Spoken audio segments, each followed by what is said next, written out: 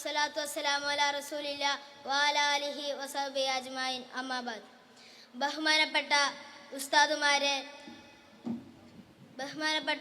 ഉസ്താദുമാരെ, മാതാപിതാക്കളെ, എൻ്റെ പ്രിയ കൂട്ടുകാരെ, അസ്സലാമു അലൈക്കും വറഹ്മത്തുള്ളാഹി വബറകാതുഹു.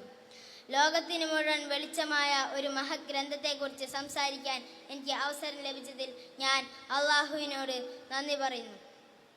എന്താണ് ഖുർആൻ? ഇത് വെറും ഒരു പുസ്തകമല്ല.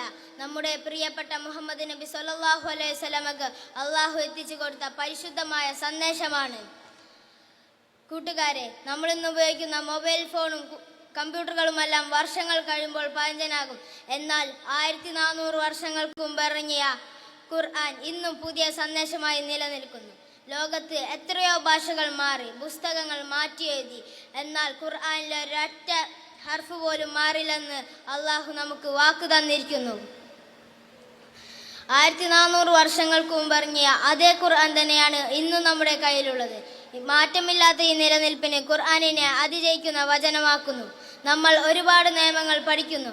അതിൽ പലതും കുറച്ചു നാൾ കഴിയുമ്പോൾ മാറും.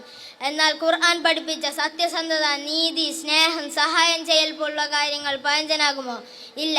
ശാസ്ത്രജ്ഞന്മാർ ഇന്ന് കണ്ടെത്തുന്ന പല കാര്യങ്ങളെക്കുറിച്ചും 1400 വർഷങ്ങൾക്ക് മുമ്പ് ഖുർആനിൽ പറഞ്ഞിട്ടുണ്ട്. ഖുർആൻ ഒരു ലൈബ്രറി പോലെയാണ്.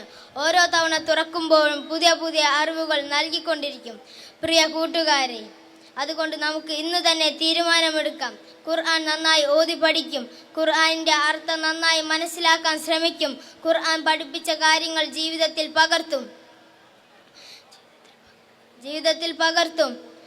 നമ്മുടെ എല്ലാവരുടെയും ജീവിത ലക്ഷ്യം സ്വർഗം നേടുക എന്നതാണ്. ആ സ്വർഗം നേടാൻ നമ്മെ സഹായിക്കുന്നത് ഈ ഖുർആനാണ്.